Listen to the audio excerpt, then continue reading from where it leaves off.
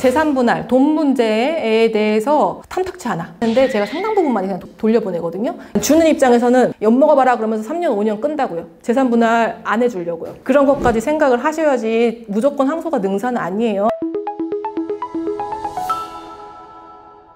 안녕하세요. 이혼 전문 박은주 변호사입니다. 이혼 소송의 항소심에 대해서 얘기를 한 번도 안 해본 것 같아서 이게 조금 길잡이를 드리려고 하는 부분이 있거든요. 민사, 형사 다 마찬가지로 신급제도라고 하는데 최초의 1심 판결을 받고 나서 쌍방 중에 일방이라도 불복을 해서 항소를 하게 되면 2심에서 판단을 받고 2심에서 다시 누군가가 또 불복을 하면은 상고라고 하는데 대법원까지 판단을 받을 수 있는 우리 3심의 제도를 가지고 있는데 그래서 어떨 때 우리는 항소를 해야 되고 왜 상대방은 도대체 항소를 했을까요? 궁금해 하시는 분들이 있어요. 우리 먼저 이거 볼까요? 유책 배우자가 이혼 소송을 청구했어요. 상대방이 뭔가 명백한 유책이 있다고 하면은 보통 이제 기각 쪽으로 많이 가니까 1심에서 이혼 기각이 났어요. 그럼 변호사님 도대체 유책 배우자들은 왜 도대체 이혼 소송하는 거 맨날 이혼 기각 당하는데? 그렇게 얘기를 하거든요.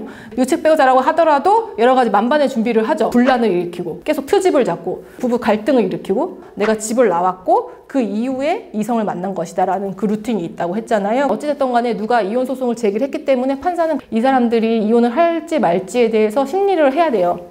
근데 기각이 됐어. 그러면은 이 유책 배우자는 항소를 할 생각을 하겠죠. 그때 항소를 하는 이유는 여전히 법원의 판단을 받겠다라는 생각보다는 2심에 가서는 장기간의 그런 소모전이 있었기 때문에 상대방하고 조정을 하기 위해서 항소를 일단 합니다.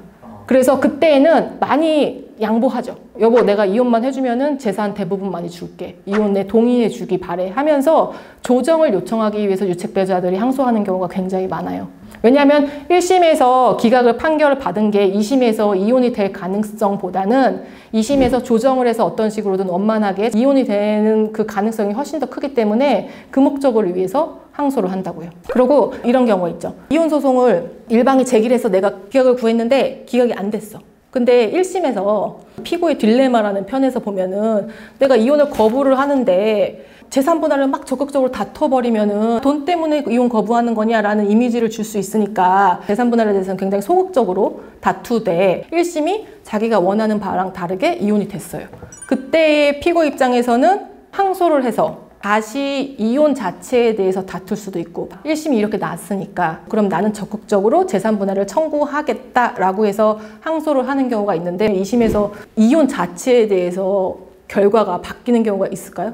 거의 없습니다, 여러분. 그러면 그 피고된 입장에서 항소를 하는 이유는 결국에는 재산분할이나 자기가 1심에서 다투지 못한 이혼을 전제로 한 것들을 상당 부분 많이 다투기 위해서 항소를 하는 거겠죠. 그 다음에 1심에서 둘 다 이혼을 원했어요. 그래서 이혼은 됐어. 근데 재산분할, 돈 문제에 대해서 탐탁치 않아. 자기가 원하는 대로 안 나왔어. 그랬을 때 항소의 실익이 있는지 제일 많이 문의를 하시고 사실 그게 가장 문제되는 거 아니겠습니까? 근데 제가 상당 부분만 그냥 돌려보내거든요. 재산분할이 항소의 실익이 있는 경우는 1심에서 드러나지 않은 재산이 있어. 재산분할 대상에서 뭔가 누락이 있거나 착오가 있거나 재산분할의 총액을 다시 다퉈야 되는 상황일 때는 실익이 있을 수 있어요.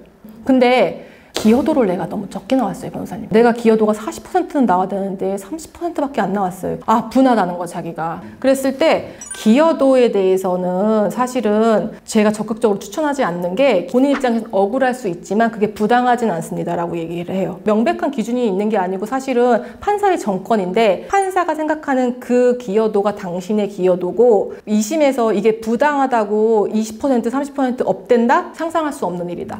보통 기여도가 약간 문제가 됐을 때에는 5%에서 10% 내외가 왔다 갔다 할 수는 있다. 근데 전체 총재산이 작아, 크지 않아. 그래서 내가 5% 10% 올려받는다 한들 항소심 하면은 1,000만 원, 2,000만 원 깨질 텐데 변호사 보수랑 성무보수까지 합쳐서 이런 거를 생각했을 때 그게 실익이 있는지는 생각해 보셔야 된다.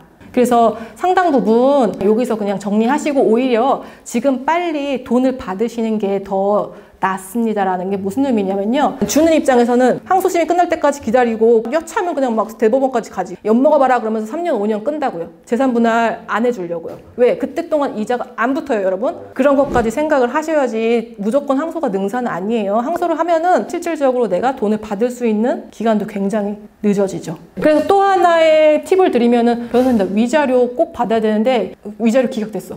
위자료 때문에 항소하시려는 분들이 간혹 있는데 절대적으로 말려요. 왜냐면 여러분 생각보다 이혼소송에서 위자료가 나오기가 되게 쉽지 않아요.